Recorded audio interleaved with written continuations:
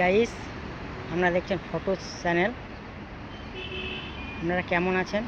আমি ভালো আছি, আশা করি আপনারা ভালো আছেন। আজ আমি এসেছি সল্টলেক বইমেলা প্রাঙ্গণ। দেখুন বইমেলা প্রাঙ্গণ, সামনের ফ্রন্ট ভিউ দেখতে থাকুন। বইমেলা প্রাঙ্গণ